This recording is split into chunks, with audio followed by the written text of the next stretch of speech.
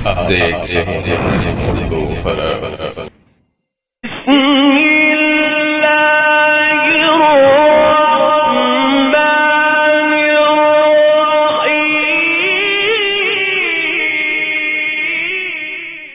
नाज़रीन मोहतरम, बादशाह सैफ ने अब्दुल मुत्तलिब को अपने पास बुलाया और उनसे कहा, ऐ अब्दुल मुत्तलिब, मैं अपने इल्म के पोशीदा राजों में से एक राज तुम्हें बता रहा हूँ। तुम्हारे अलावा कोई और होता तो मैं हरगिज ना बताता।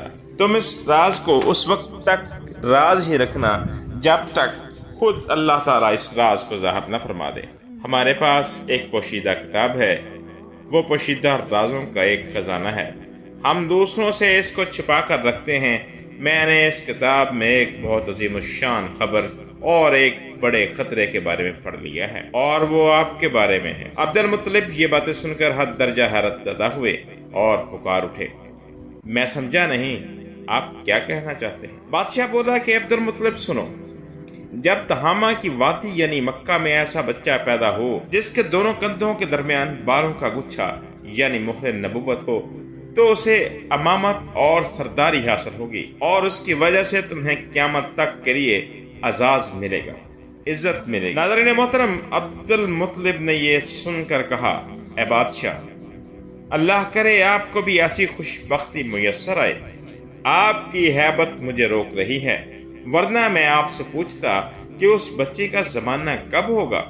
बादशाह ने जवाब दिया, यही उसका ज़माना है, वो इस ज़माने में पैदा होगा या पैदा हो चुका है। इसका नाम मोहम्मद होगा। उसकी वालदा का इंतकाल हो जाएगा, उसके दादा और उसके चचा उसकी परवरिश करेंगे। हम भी इसके आरज़ुमंद रहे कि वह बच्चा हमारे यहाँ पैदा हो।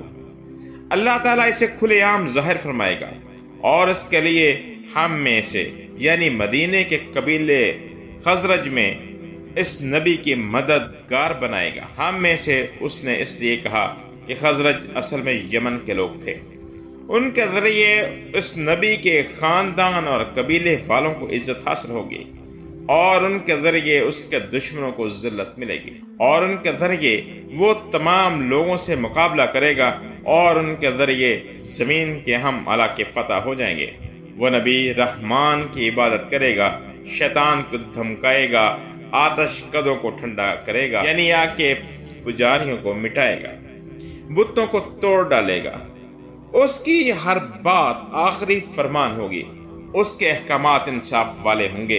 वो नेक कामों का हुक्म देगा, खुद भी इन पर अमल करेगा, बुराइयों से रोकेगा, उनको मिटा डालेगा।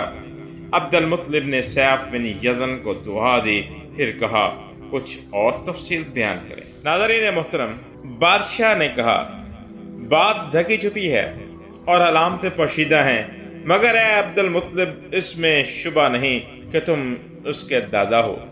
अब्दुल मुत्तलिब ये सुनकर फौरन सजदे में गिर गए और फिर सैफ ने इनसे कहा, अपना सर उठाओ, अपनी पेशानी ऊंची करो और मुझे बतलाओ जो कुछ मैंने तुमसे कहा है, क्या तुमने इनमें से कोई अलामत अपने यहाँ देखी है? इस पर अब्दुल मुत्तलिब ने कहा, हाँ, मेरा एक बेटा था, मैं उसे बहुत चाहता था। मैंने एक शरीफ और मोअज़्ज़ज़ लड़की आमना बिन्त वहब से उसकी शादी कर दी। वो मेरी कौम के इंतहाई बाइज़्ज़त ख़ानदान से थी। इससे मेरे बेटे के यहाँ एक लड़का पैदा हुआ। मैंने उसका नाम मोहम्मद रखा। उस बच्चे का बाप और माँ दोनों फौत हो चुके हैं। अब मैं और उसका चचा अबू तालब उसकी देखभाल करते हैं। अब सैफ बिन यज़न ने उनसे कहा, मैंने तुम्हें जो कुछ बताया है वो वाक़या इसी तरह है। अब तुम अपने पोते की हिफाजत करो, उसे यहूदियों से बचाए रखो, इसलिए कि वो उसके दुश्मन हैं। ये और बात है कि अल्लाह ताला हरगिज़ इन लोगों को उन पर काबू नहीं पाने देगा। और मैंने जो कुछ आपको बताया है उसका अपने कबीले वालों से जिक्र न करना। मुझे डर है कि इन बातों की वजह से इन लोगों में हसद और जलन न पैदा हो जाए। नाज़रीन मोहतरम, ये लोग सोच सकते हैं ये इज्जत और बुलंदी आखिर इन्हें क्यों मिलने वाली है? जब लोग इनके रास्ते में रुकावटें खड़ी करेंगे, अगर ये लोग उस वक्त तक जिंदा ना रहे तो उनकी औलादें ये काम करेंगी। अगर मुझे ये मालूम ना होता कि इस नबी के ज़हूर से पहले ही मुझे मौत आ जाएगी तो मैं अपने ऊँटों और काफले के साथ रवाना होता और उनके सल्तनत के मरकज़ यसरब पहुँचता। جسے آج کل مدینہ کہا جاتا ہے، کیونکہ میں اس کتاب میں یہ بات پاتا ہوں کہ شہر یثرب ان کے سلطنت کا مرکز ہوگا، ان کی طاقت کا سرچشمہ ہوگا، ان کی مدد اور نصرت کا ٹھکانہ ہوگا اور ان کی وفات کی جگہ ہوگی، اور انہیں دفن بھی یہیں کیا جائے گا۔ اور ہماری کتاب پچھلے روم سے بھری پڑی ہے۔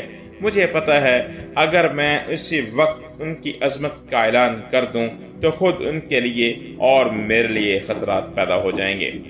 یہ ڈر نہ ہوتا تو میں اسی وقت ان کے بارے میں یہ تمام باتیں سب کو بتا دیتا، عربوں کے سامنے ان کی سر بلندی اور اونچے رتبے کی داستانیں سنا دیتا، لیکن میں نے یہ راز تمہیں بتایا ہے، تمہارے ساتھیوں میں سے کسی کو بھی یہ راز نہیں بتایا۔ اس کے بعد اس نے عبد المطلب کے ساتھیوں کو بلایا، ان میں سے ہر ایک کو 10 حبشی غلام، 10 حبشی باندیاں اور دھاری دار یمنی چادریں، بڑی مقدار میں سونا چاندی، 100 اونٹ اور عنبر کے بھرے ڈبے دیے۔ پھر عبد المطلب کو اس سے 10 گنا زیادہ دیا اور بولا، سال گزر جانے پر میرے پاس ان کی خبر لے کر آنا اور ان کے حالات بتانا۔ سال گزرنے سے پہلے ہی اس بادشاہ کا انتقال ہو گیا۔ انا للہ و انا الیہ راجعون۔ ناظرین محترم، عبد المطلب اکثر اس بادشاہ کا ذکر کیا کرتے تھے۔ آپ صلی اللہ علیہ وآلہ وسلم کی عمر مبارک 8 سال ہوئی تو عبد المطلب کا انتقال ہو گیا۔ انا للہ و انا الیہ راجعون۔ اس طرح ایک عظیم سرپرست کا ساتھ چھوٹ گیا۔ اس وقت عبد المطلب کی عمر 95 سال۔ تاریخ کی بعض کتابوں میں ان کی عمر اس سے بھی زیادہ لکھی ہے۔ جس وقت عبد المطلب کا انتقال ہوا، آپ صلی اللہ علیہ وآلہ وسلم ان کی چارپائی کے پاس موجود تھے۔ آپ رونے لگے۔ عبد المطلب کو ان کے دادا قصا کے پاس دفن کیا گیا۔ مرنے سے پہلے انہوں نے نبی کریم صلی اللہ علیہ وآلہ وسلم کو اپنے بیٹے ابو طالب کے حوالے کیا۔ اب ابو طالب آپ صلی اللہ علیہ وسلم کے نگران ہوئے۔ انہیں بھی آپ سے بے تحاشا محبت ہو گئی تھی۔ ان کے بھائی عباس اور زبیر بھی آپ کا بہت خیال رکھتے تھے۔ پھر زبیر بھی انتقال کر گئے۔ انا للہ و انا الیہ راجعون۔ ناظرین محترم، یہ پرنور اور دلوں کو چھو لینے والی داستان ابھی جاری ہے۔ اس کا اگلا حصہ آئندہ ویڈیو میں پیش کیا جائے گا انشاءاللہ۔ آپ سے گزارش ہے کہ ہماری ویڈیوز کو لائک، شیئر اور ہمارے چینل کو سبسکرائب ضرور کر دیں۔ اگلی ویڈیو کے لیے اجازت دیں۔ فی امان اللہ۔